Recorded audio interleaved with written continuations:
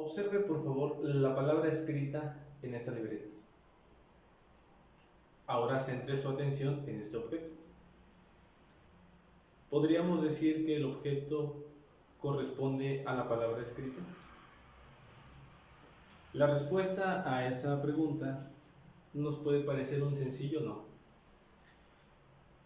Pero, aunque no nos percatemos, ocurrieron procesos mentales complejos para que nosotros llegáramos a esa conclusión, tales como el razonamiento, el pensamiento, la interpretación de las imágenes, la comprensión de la palabra, la asociación de los símbolos, entre otras cosas. Estas y muchas otras funciones más son llevadas a cabo gracias a un órgano dentro del cuerpo humano, el cual es el encéfalo. Ahora bien, ¿cuáles son los componentes que estructuran al encéfalo y sus funciones correspondientes? ¿Y qué beneficio obtenemos al conocimiento de estas funciones en nuestra vida cotidiana? El encéfalo se estructura de tres componentes bases, los cuales comprenden el cerebro, la parte superior, el cerebelo y el tallo cerebral. También podemos encontrar otras zonas estructurales, como lo son el diencéfalo, donde encontramos el tálamo, el hipotálamo y los núcleos basales. Y también el sistema límbico, donde encontramos la amígdala cerebral y el hipocampo. Sin embargo, en este video nos centraremos específicamente en la parte superior, en el cerebro.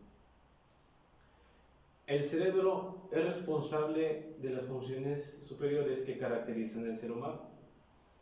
Entre ellas están el pensamiento, la conciencia, el aprendizaje, el lenguaje y la memoria.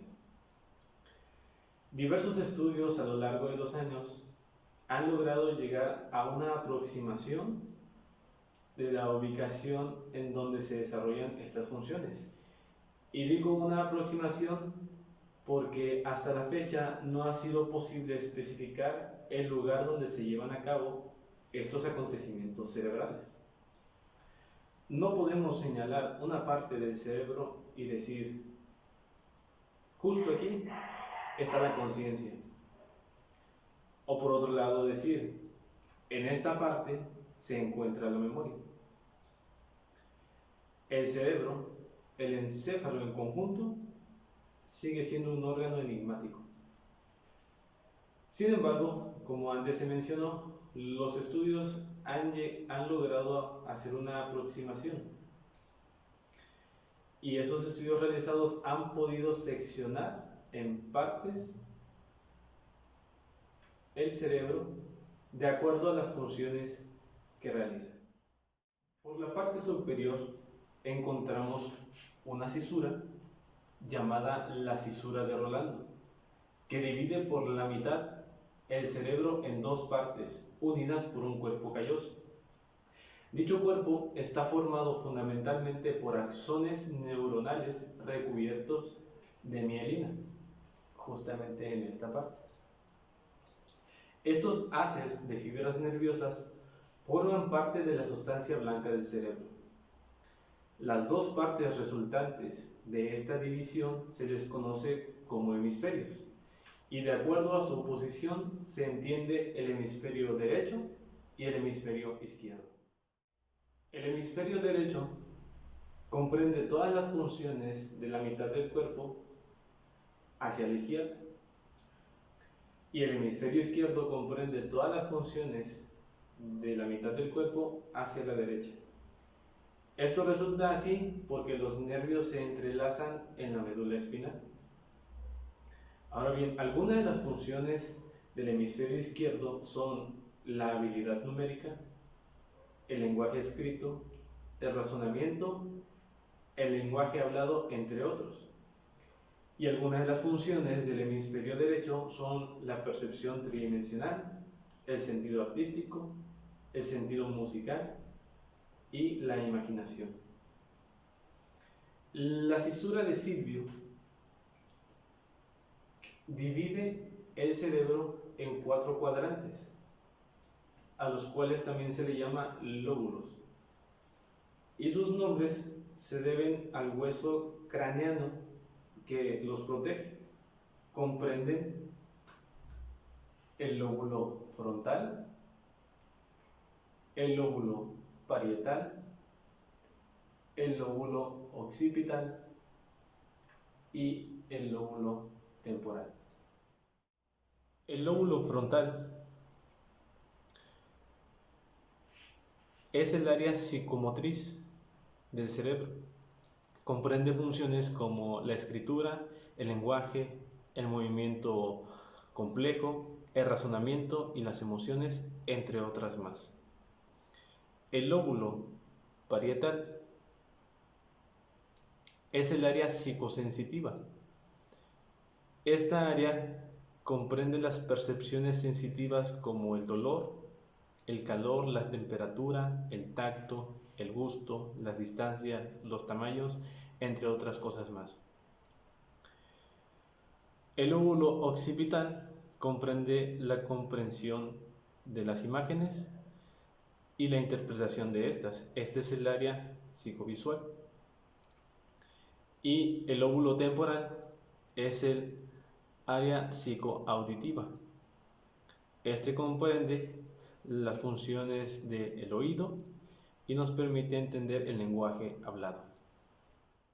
Como hemos visto, el cerebro no solamente nos muestra un mapa anatómico, sino que también nos permite ver las áreas funcionales.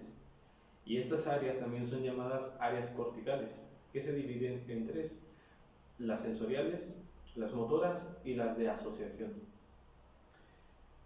Las sensoriales captan los estímulos sensitivos y los vuelven conscientes.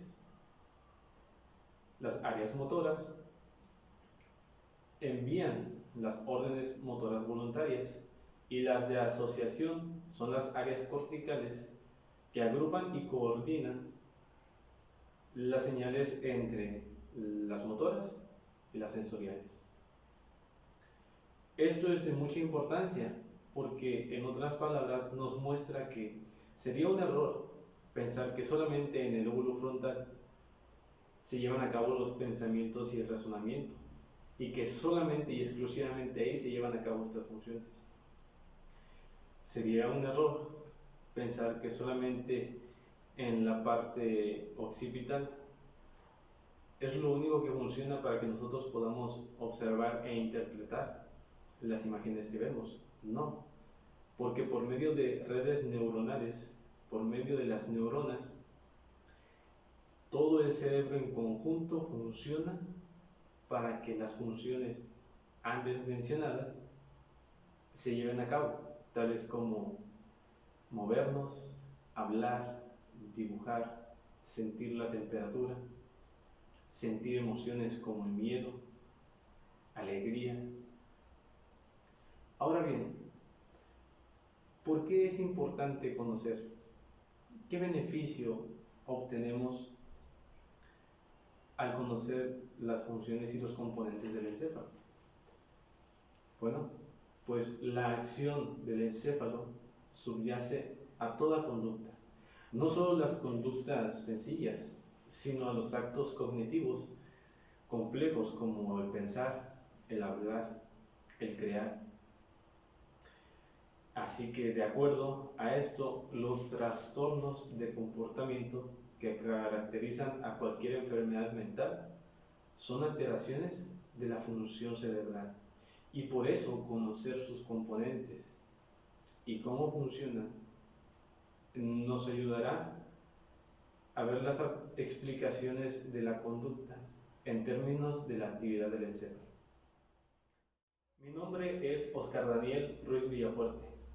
Soy estudiante de la Universidad Privada del Sur de México, cursando la licenciatura en Psicología, en la materia de Psicología Fisiológica 1. Espero que haya sido de su agrado y, sobre todo, los haya inducido a aprender más acerca de este órgano importante y fundamental para nuestra vida.